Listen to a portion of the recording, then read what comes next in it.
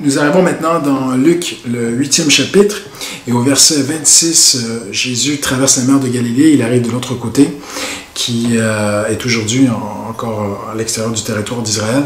J'ai eu l'occasion d'aller visiter cette zone, juste là où il y a la Jordanie aujourd'hui. Et il y a dans cet endroit des tombeaux, c'est très très sombre. Jésus arrive, il y a un homme qui est possédé d'une légion de mauvais esprits.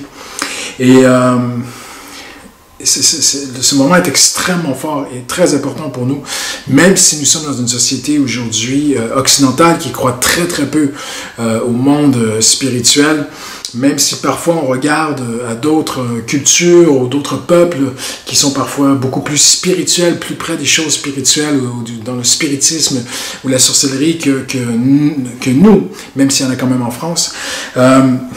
Cette pensée nous touche et nous rejoint. Pourquoi? Parce qu'il y a quelque chose qui est très très important de considérer ici aujourd'hui, c'est que cette légion, ces mauvais esprits, premièrement, tiraient cet homme dans les lieux déserts. Et deuxièmement, on voit à travers les évangiles que les mauvais esprits tourmentaient les gens, oppressaient les gens. Mais ce qui est extraordinaire, c'est que lorsque Jésus arrive, ce sont eux maintenant qui sont tourmentés juste par sa présence. Et lorsqu'ils vont voir Jésus, ils vont littéralement dire à travers cet homme est possédé, ils vont dire à Jésus, es-tu venu nous tourmenter avant le temps? Et voici ce qui nous touche aujourd'hui. Il y a des gens autour de nous qui sont littéralement oppressés. Ils sont harcelés dans leurs pensées. L'oppression est une inquiétude démesurée qui est devenue surréaliste. S'inquiéter, être soucieux, c'est une chose qui est tout à fait intellectuelle, qui est tout à fait normale de la vie. On est appelé, en tant que chrétien aussi, à déposer tous nos fardeaux au pied de Jésus et à travailler notre foi par le Saint-Esprit. Mais il peut y avoir on peut se soucier, on peut s'inquiéter à un niveau qui devient complètement démesuré. Et là, on est dans les tourments, on est dans l'oppression.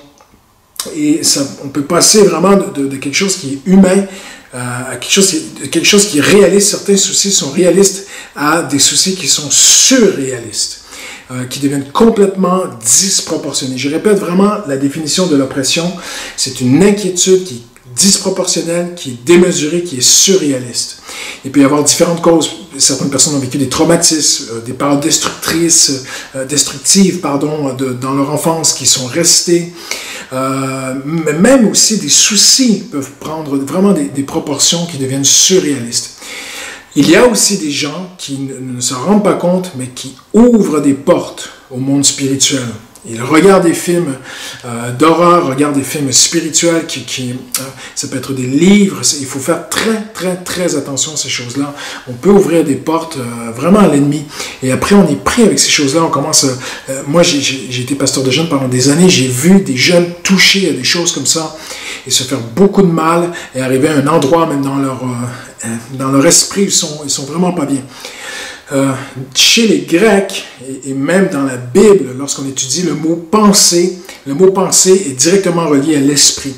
Satan joue beaucoup au niveau des pensées. Il attaque dans les pensées. Il veut que nos pensées deviennent disproportionnelles. Il veut que nos soucis, nos inquiétudes deviennent démesurées, qu'elles deviennent surréalistes. On devient oppressé par un truc, ça nous lâche plus, ça nous prend la tête nuit et jour. Et ce n'est pas la volonté de Dieu. Dieu ne veut pas que nous vivions ainsi. Dieu ne veut pas que vous viviez ainsi. Si vous connaissez quelqu'un qui est oppressé, qui n'est pas bien, on voit ces caractéristiques dans la Bible. Cette personne souvent va être tentée de s'isoler. Mais Jésus va se rendre jusqu'à cet homme. Et si vous connaissez quelqu'un qui traverse des moments comme ça, Jésus peut se rendre jusqu'à cette personne et vraiment intervenir. Maintenant, ce qui est extraordinaire, c'est que, Jésus traverse la mer, traverse une tempête pour se rendre jusqu'à cet homme et amener une paix dans sa vie. Il va prendre autorité sur les mauvais esprits, il va délivrer cet homme des mauvais esprits. Et la Bible dit que cet homme se retrouve au pied de Jésus et il est saint d'esprit. Paul dira à Timothée, nous n'avons pas reçu un esprit de peur, mais un esprit de force, d'amour.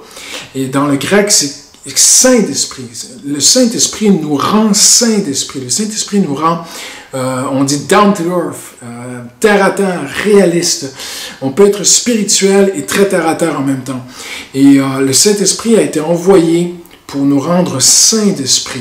Et cet homme se retrouve au pied de Jésus, il est saint d'esprit. Mais en même temps, les mauvais esprits disent à Jésus, « Es-tu venu nous tourmenter? » Donc c'est le tourmenteur qui devient tourmenté, c'est l'oppresseur qui est maintenant oppressé. Et Dieu l'a dit aussi à travers le prophète Ésaïe, que ce sont nos oppresseurs qui allaient être oppressés.